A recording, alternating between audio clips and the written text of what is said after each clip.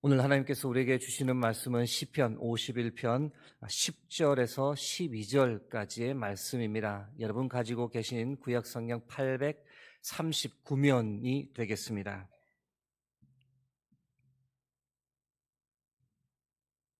이 말씀을 통해 살아계신 하나님의 음성을 친히 들으시길 바랍니다. 함께 합독하겠습니다. 하나님이여, 내 속에 정한 마음을 창조하시고 내 안에 정직한 영을 새롭게 하소서.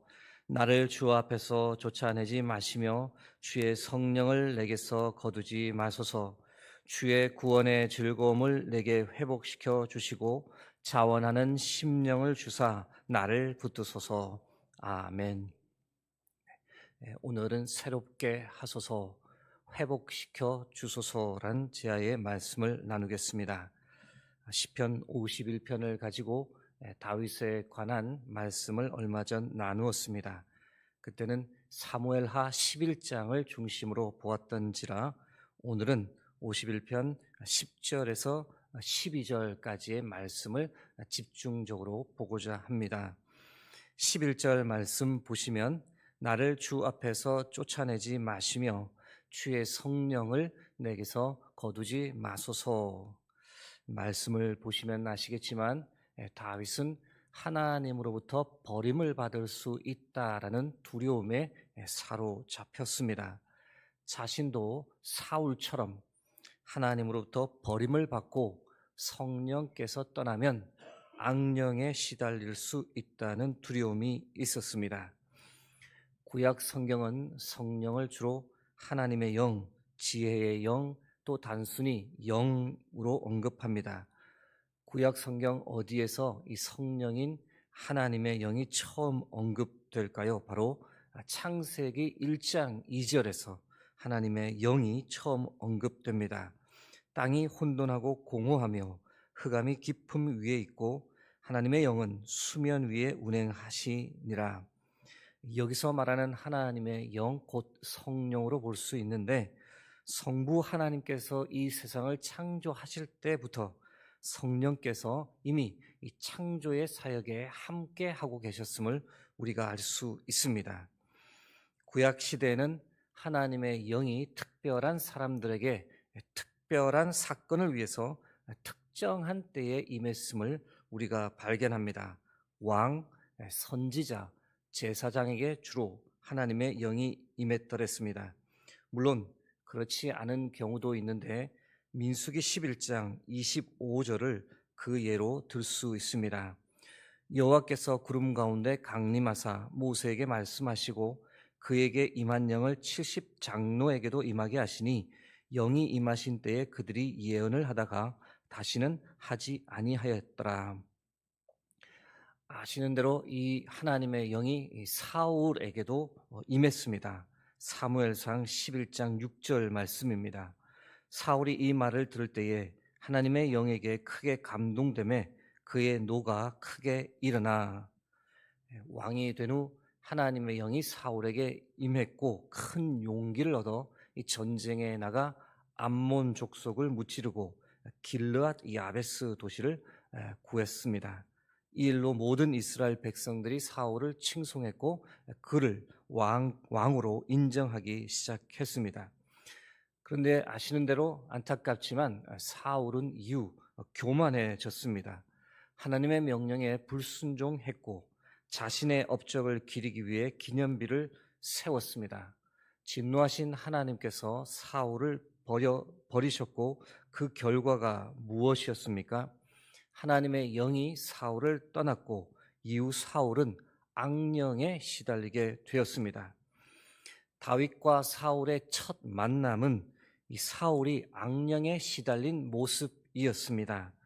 하나님으로부터 버림받고 악령에 시달리는 사울을 음악으로 달래주기 위해 왔던 다윗, 사울에 대한 첫 인상을 결코 버릴 수 없었을 것입니다.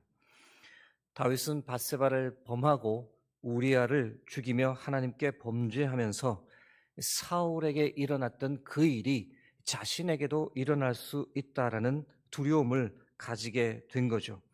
그런 두려움을 가지고 오늘 본문 11절에서 그런 일이 자신에게는 일어나지 않게 해달라고 하나님께 간절히 간구합니다. 나를 주 앞에서 쫓아내지 마십시오. 주의 성령을 내게서 거두지 마십시오. 사랑하는 성도 여러분, 우리가 이 땅을 살아가며 가장 두려워하는 것이 무엇입니까? 가난입니까?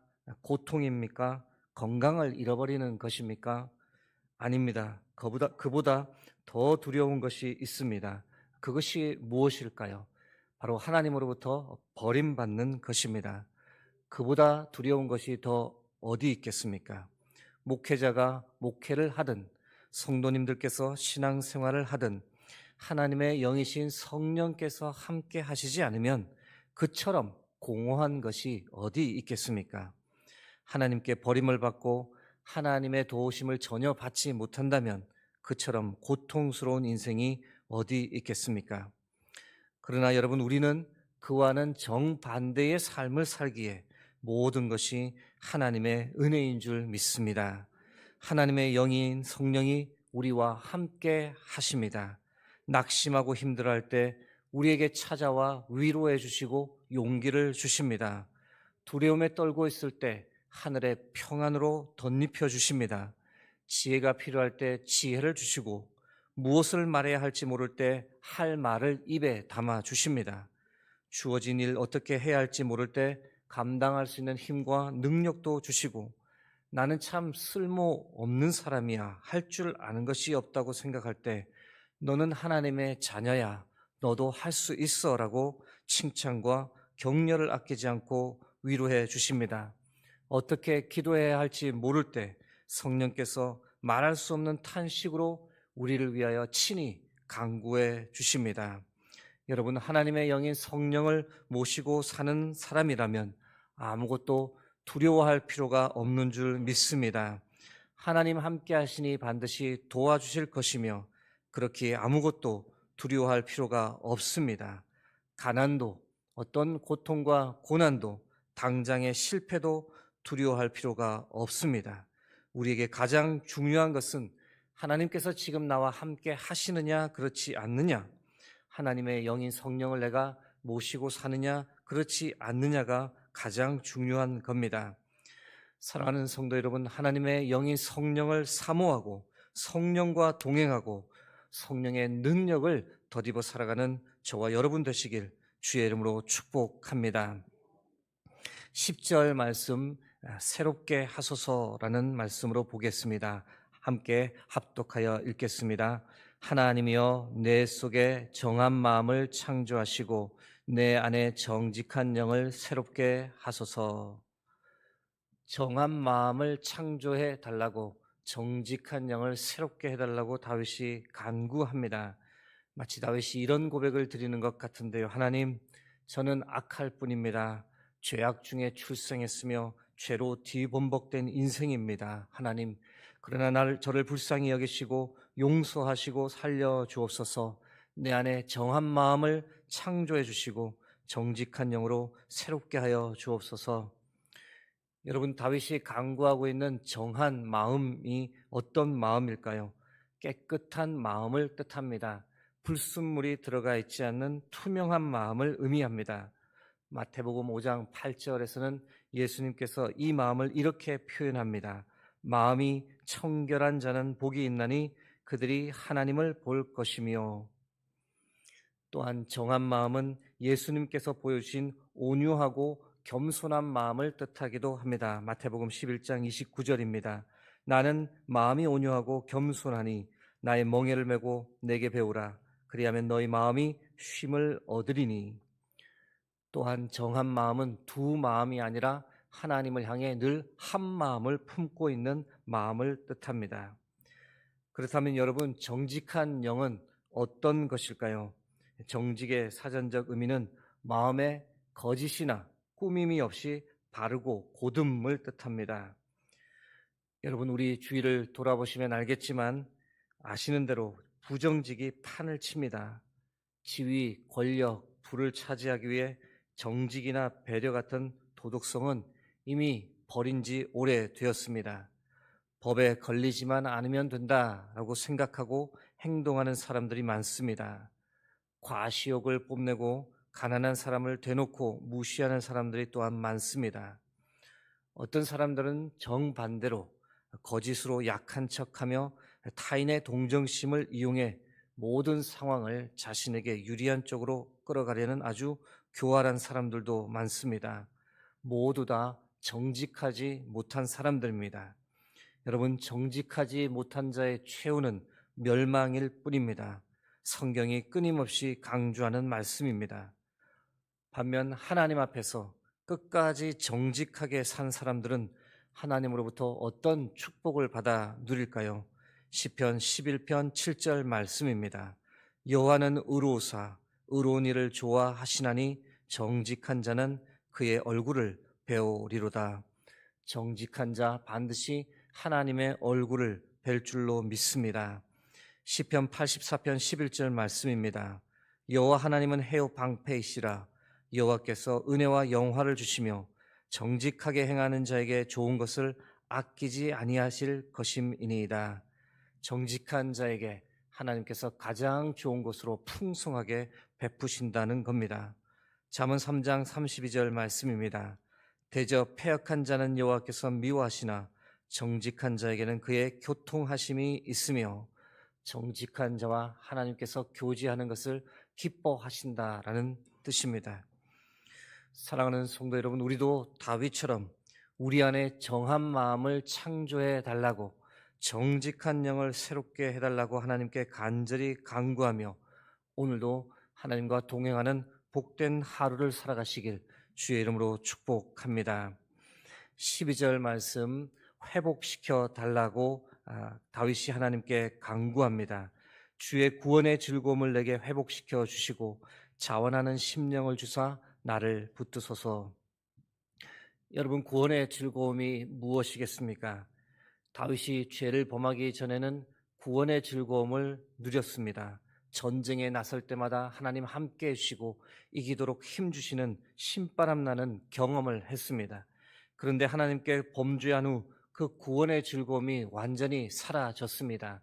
전쟁에 나가기도 싫고 나가면 질 것 같고, 여러분, 알면서도 계속 같은 죄를 반복해서 지으면, 회개하지 않으면, 하나님께서 싫어하시는 것을 계속 무시하고 그 죄를 지으면 우리 안에 구원의 즐거움이 사라지는 겁니다. 그러면 예수님을 믿는 것에 대한 의미를 느끼지 못하고 신앙생활이 즐겁지 않습니다.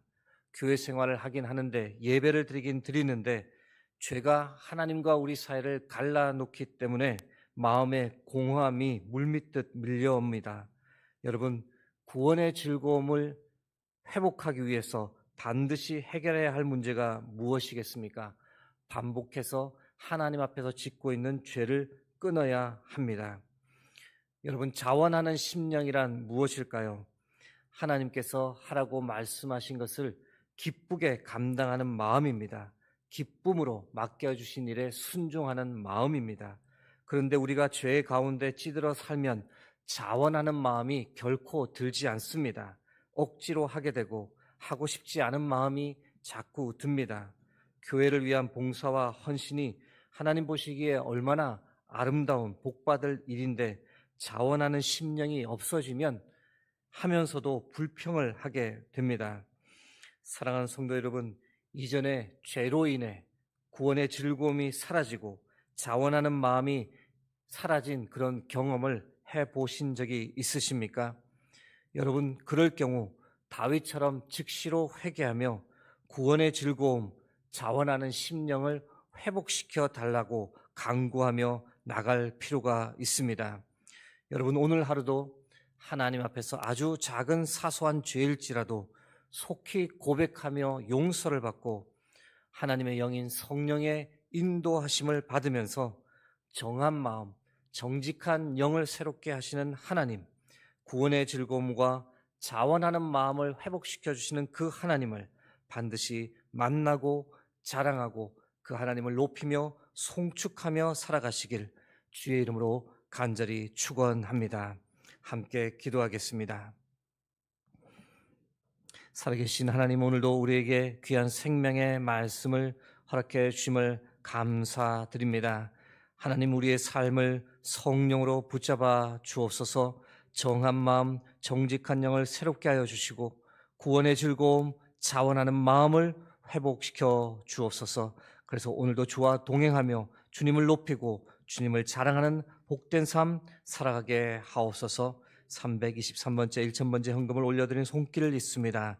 붙잡아 주시고 그 마음의 소원 주께서 응답하여 주옵소서. 모든 것을 감사드리며 존귀하신 예수 그리스도의 이름으로 기도드립니다. 아멘.